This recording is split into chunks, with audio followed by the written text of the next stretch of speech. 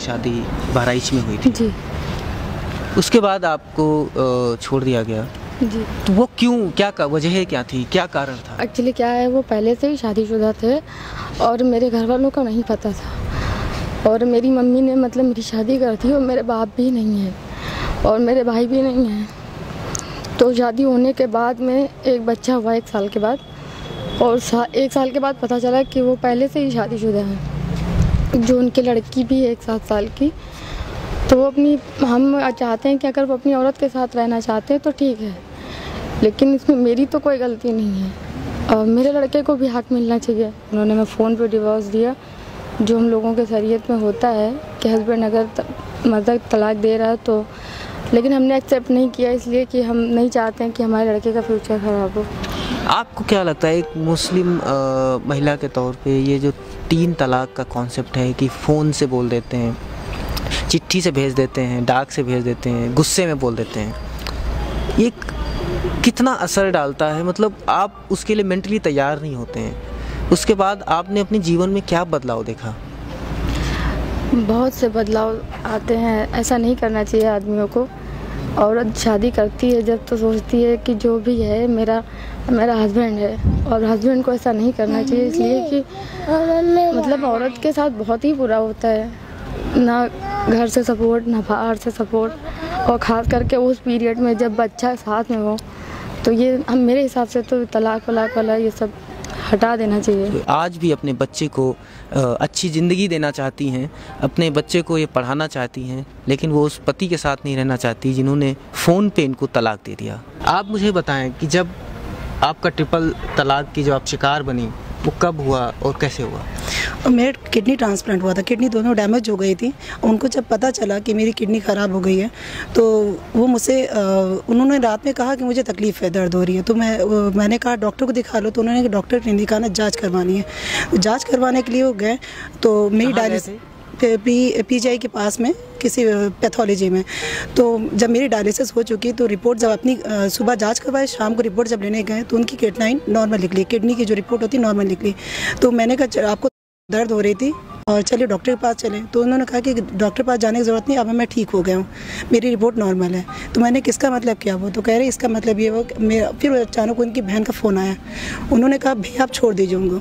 तो उसी वक्त मुझे बीच रास्ते में उन्होंने कहा कि अब हम लोग अपना रास्ता बदल लेते हैं, मुझे लगता है तुम्हारी बीमारी मुझे ना लग जाए।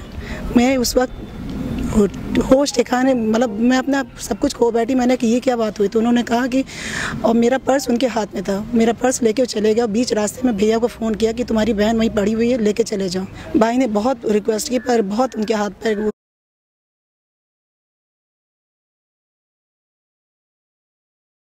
किया, कुछ भी नहीं माना, वो चला गया वहाँ से। और फिर 2 महीने थी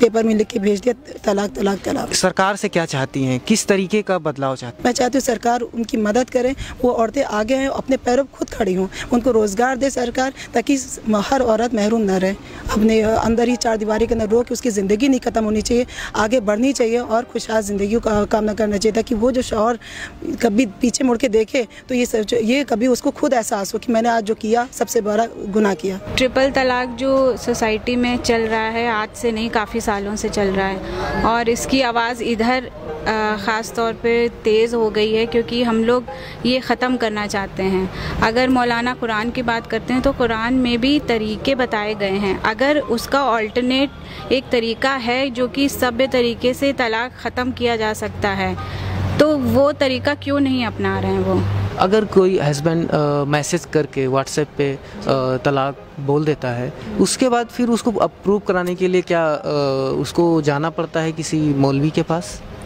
ऐसा है कि अगर वो ऐसे बोल दे, उसे जान छुड़ानी अपनी बीवी से, और अगर वो इस तरीके के जो तरीके हैं जैसे व्हाट्सएप मैसेज या SMS इन तरीक़ों का इस्तेमाल कर रहा है, तो जाहिर सी बात है कि वाइफ उसके घर वाले उस चीज़ को चैलेंज करेंगे, तो वो अपनी इस तरीक़ों को मजबूत करने के लिए वो मौलानाओं का सहारा लेता है कि इन्होंने सर्टिफिकेट दे दिया है, ये हमारा अप्रूव हो गया और ये तलाक जो है हो गई है और हमारी मैरिज ख़त्म हो गई है, तो उस चीज़ का सहारा लेते हैं। हलाला को लेके वो बहुत बड़ी भ्रांति फैलाई जा रही है, क्या ये मौलानाओं के द्वारा प्रचार किया गया है?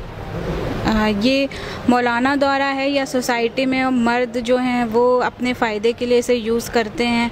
ये सवाल मैं सबसे करना चाहूँगी कि अगर किसी मर्द ने गुस्से में तलाक दे दिया बीवी को, बीवी की क्या गलती है कि वो दूसरे मर्द के साथ जाके निकाह करे? उसका क्या कसूर है इसमें? तो उसको इस चीज़ से क्यों गुजरना पड़ता है? बल्कि इस्लाम में आप किसी भी चीज़ का अगर मैं मौलाना से पूछूं कि आप मुझे हवाला दीजिए, कहाँ ये हदीस में या कुरान में कहाँ ऐसा वाक़या हुआ है जहाँ इस चीज़ से गुजरने के लिए मजबूर किया गया हो औरत को, तो वो मैं ये लिख के दे सकती हूँ, वो कोई वाक़या नहीं दे सकते ऐसा। तो कुरान में ये हलाला जैसा कॉन्सेप्ट ही नहीं है। मेरा हस्बैंड जामिया मिलिया इस्लामिया में सर्विस करते हैं और उन्होंने दूसरी शादी भी कर ली है। तो मेरी लड़ाई सिर्फ इस बात की है कि वो मुझे आर्थिक रूप से और मुझे मकान लेके दें, क्योंकि उन्होंने दूसरी शादी कर ली, इसलिए कोई समझौते का अब रास्ता बचा नहीं है। कैसे उन्होंने तलाक दिया था? वो बाई पोस्ट चिट्ठी भेज दी, उसके बाद आपने उनसे सुलह की कोई बात नहीं की? नहीं, हम लोग गए थे, चिट्ठी भेजी उन्होंने, उसके बाद हम लोग गए थे, लेकिन हमें ये नहीं पता था कि चिट्ठी उसी बात की आई है, क्योंकि मैं थी नहीं उस टाइम, गांव में गई हुई थी, मेरे चाचा बीमार थे, तो हम लोग गांव गए हुए थे। वहां से वापस आए तो पता चला एक लेटर आया था दिल्ली से, वो वापस चला गया, क्योंकि मैं थी नहीं, मेरे यहाँ कोई था नहीं, तो रिसीविंग नहीं हुई उसकी। हमने कहा जब हमारा आमने सामना नहीं हुआ, किस बिना पे हम तलाक मान लें उसको? किस बिना पे तलाक माने हम उसको? शादी को मेहर की रकम वापस करके जो सामान है करके वापस लौटा सकते हैं क्या? नहीं लौटा सकते हैं ना।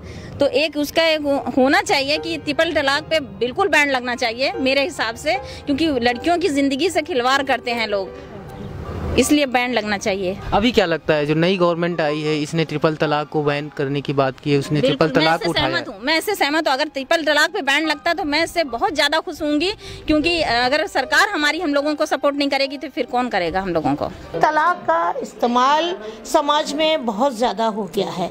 जब चाहा जब खाना नहीं बना है तो बेटियां पैदा हो रही हैं तो आपने व्हाट्सएप पे तलाक दे दिया, ईमेल पे तलाक दे दिया। तलाक का कुरान शरीफ के कानून के तलाक का जो एक पावर था उस पावर का मिसयूज़ हुआ है, गलत इस्तेमाल हुआ है और इसको बढ़ावा दिया है हमारे समाज के कुछ उलमाए दीन ने, जो मस्जिदों में अगर ऐलान करते, जुमा की मस्जिदों में जुमा के दिन नमाज में अपने लोगों से कहते कि तलाक का जो कुरान शरीफ में प्रोसेस है आप उसमें दिए, तलाक कभी इस तरह ना दीजिए जिससे कि एक तरफा आपको नुकसान उठाना पड़े और बाद में आपको पछताना पड़े और आप जा कर के इधर उधर बोलें कि मैं अपनी बीवी को तलाक दे दिया है और मैं बीवी के साथ रहना चाहता हूँ, मैं बीवी के साथ में ये हो तो फलाना लोगों ने कह दिया तलाक को तो अब तो हराम हो गई है, वो हलाला होना चाहिए। ये सब कुरान शरीफ के कानून के ख़िलाफ़ है।